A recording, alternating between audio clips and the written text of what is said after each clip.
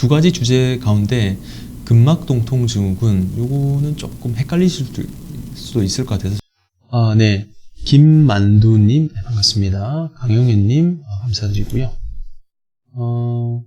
JYJY님 두 번 맞았습니다. 골다공증 약간 시작했어요. 골다공증 주사를 뭐 개수는 잘 모르겠는데 3개월이든 6개월이든 맞아주셨으면 그 주사 이어나가고 1년째 팔로우를 보고 수치를 변경하시면 좀 도움이 되실 것 같습니다.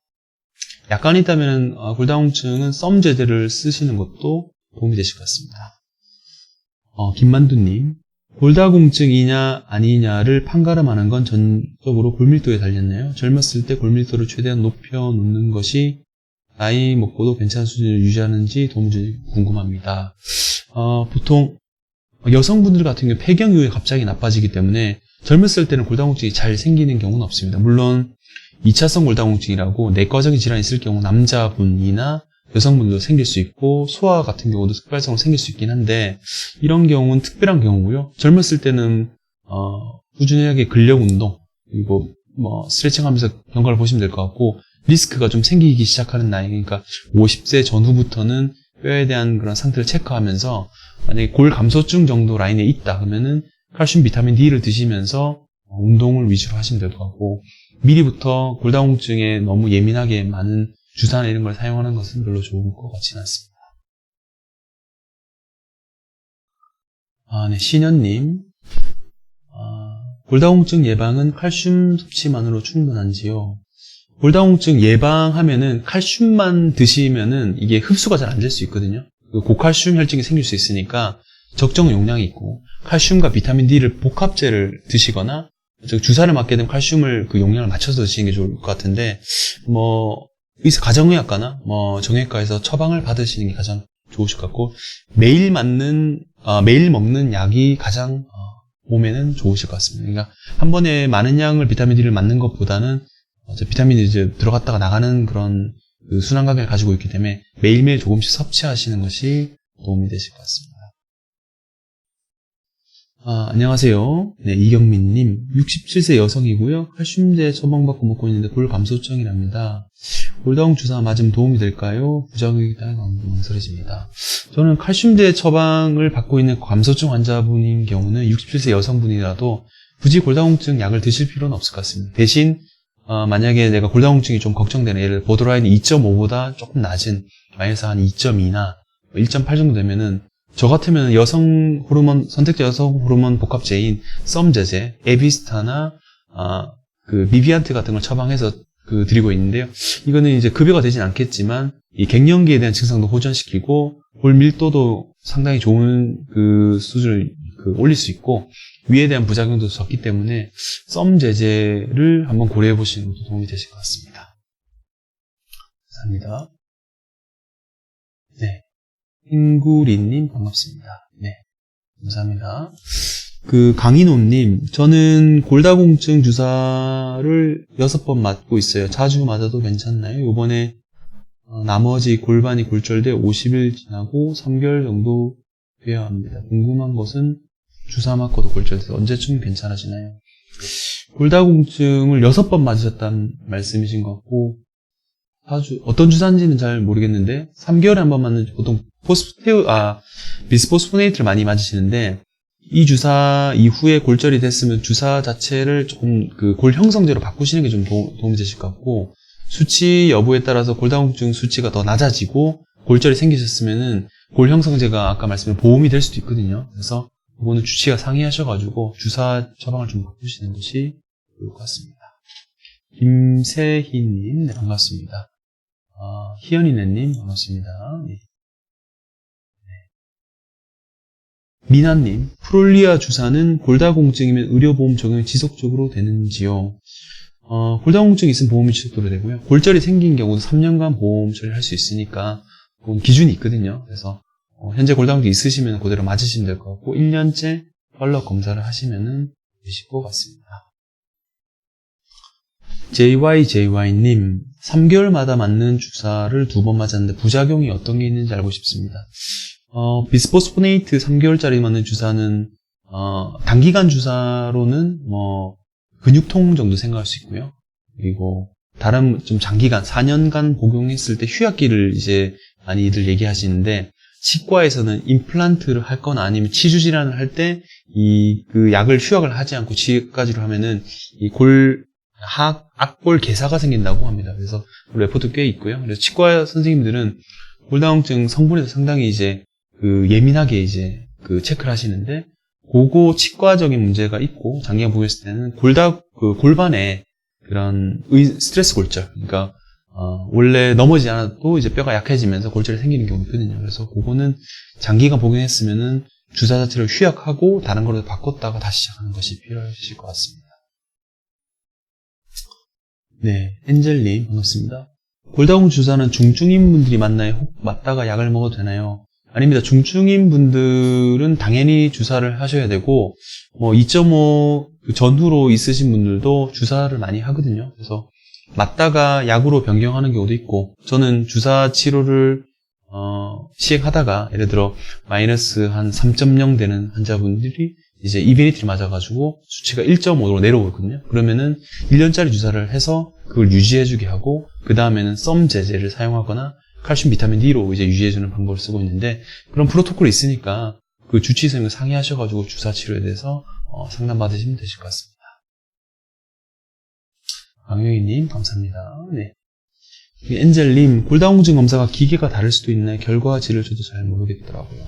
이 골다공증 검사 BMD, 골밀도 검사 많이 하는데, 전 예전 병원에서는 그 골다공증 검사 결과를 하고 나서 사람이 이제 테두리를 이렇게 긋거든요. 그 수치 따라서 수치가 좀 바뀌는 경우가 있어요. 근데 저희 병원은 최근에 보니까 기계가 다 하더라고요. 그래서 검사하게 되면 바로 기계가 잘라서 나오는 거고, 정확도가 조금 인간이 하는 것보다 좀 올라가는 것 같아서 그 기계를 좀 물론 기계까지 넘버링 알 수 없긴 한데요. 어쨌든 검사 결과에 따라 오류도가 7에서 9%까지 있으니까 참고하시면 좋으실 것 같습니다.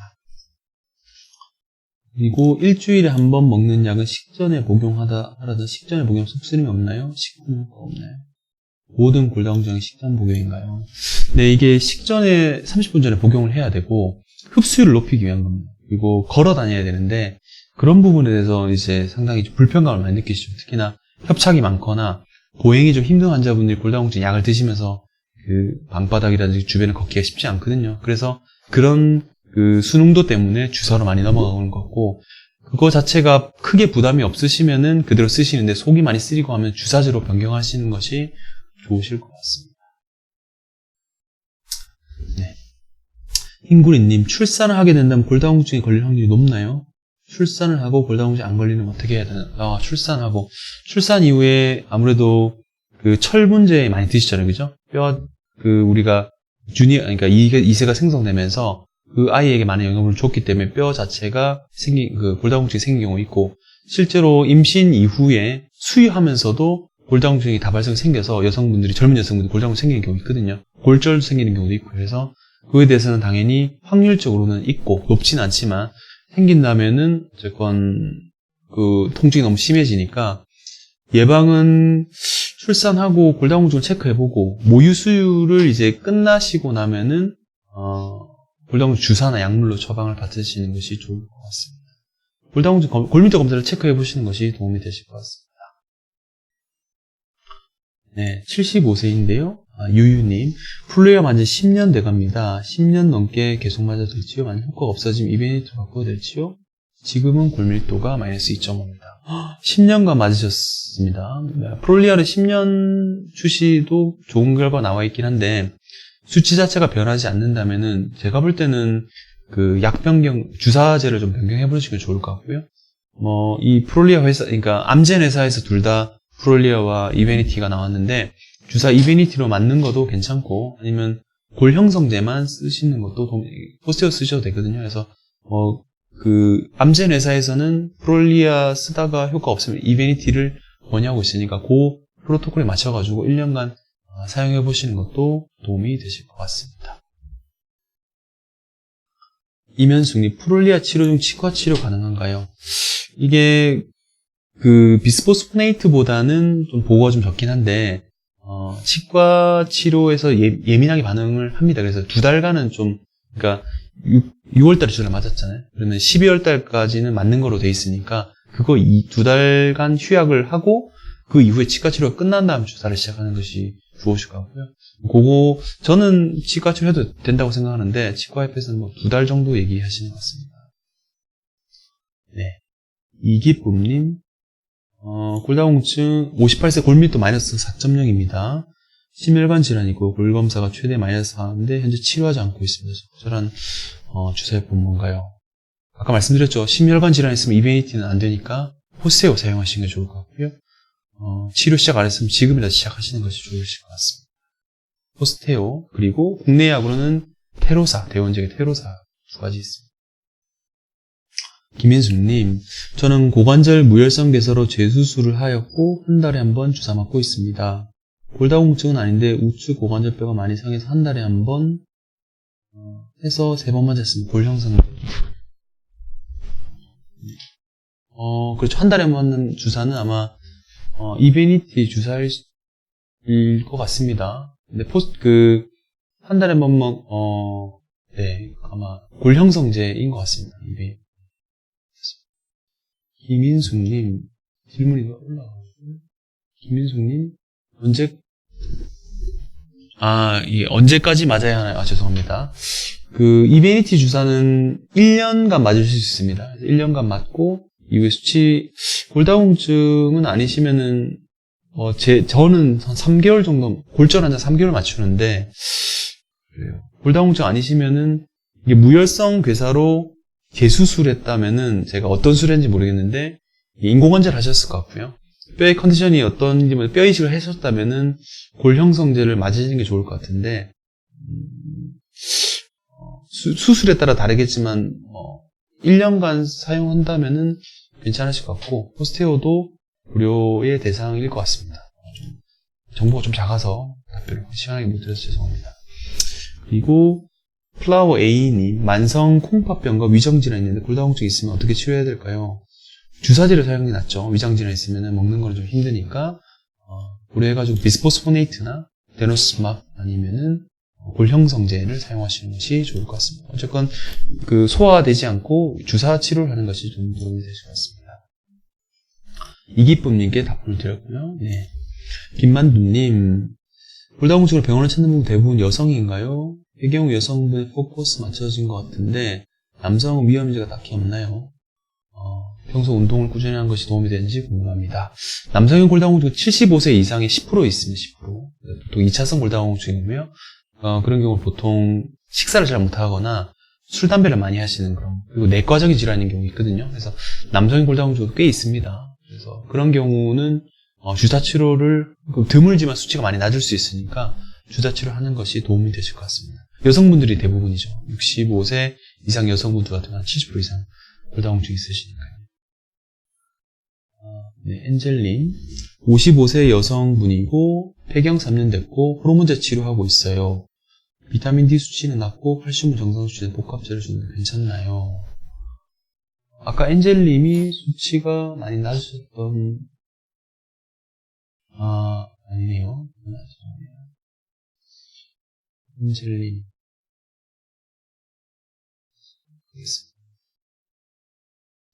칼슘, 비타민 D 복합제 드셔도 될 것 같고요.